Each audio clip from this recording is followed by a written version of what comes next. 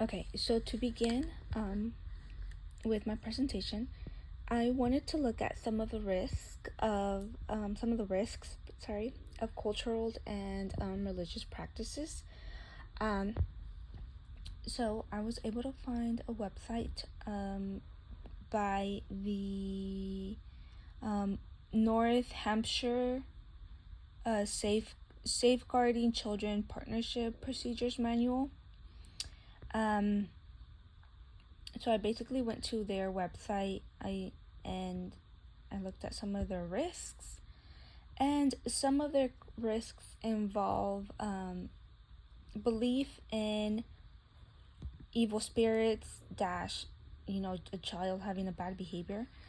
So a child can be viewed as being possessed with evil spirits that can be contagious to other children or adults. Children who are usually disobedient, rebellious, too independent, wetting the bed, having nightmares, or being too ill can also be contributed to spiritual forces. So again, going back to that, there's nothing wrong with that child. That child could be going through, that child could be showing signs of sexual abuse, like wet bedding, having nightmares, becoming disobedient, rebellious, but because of their culture or their religion, which are connected, a parent can be like, oh no, it's just they're possessed or something, or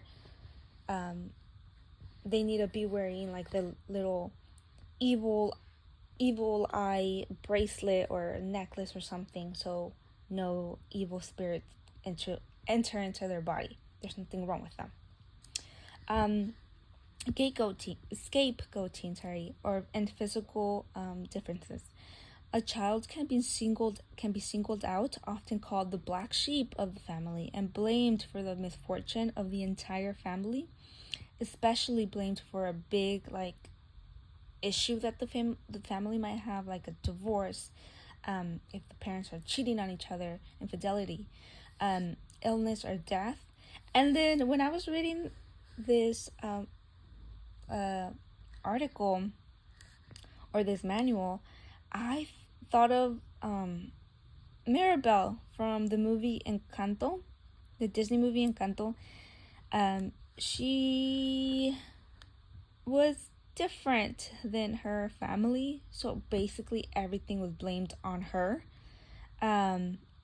just for being different. And like I said, children with physical differences like having a learning disability, mental illness, autism, deafness, or stammers can also be singled out and blamed for the downfall of the entire family or a parent. So yeah, Mirabel is a perfect example. She didn't have a special gift like the rest of her family, so everything was blamed on her. Oh, our family is this way because of you, because you don't have a special talent, or there's something wrong with you, there's something different about you. And that can be tied into gifts and uncommon characteristics. And this was seen more way back, especially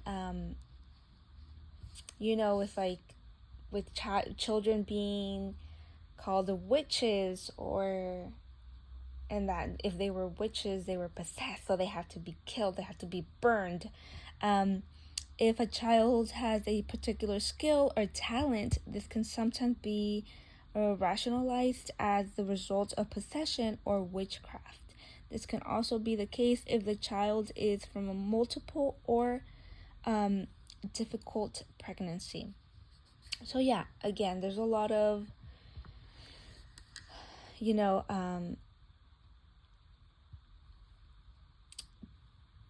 I want to say talk or a lot of negativity around kids who come, especially culturally, kids who act different. And then, of course, complex family structure, changes in family structure. Research suggests that if that child living with extended family, non-biological parents, or foster parents are more at risk.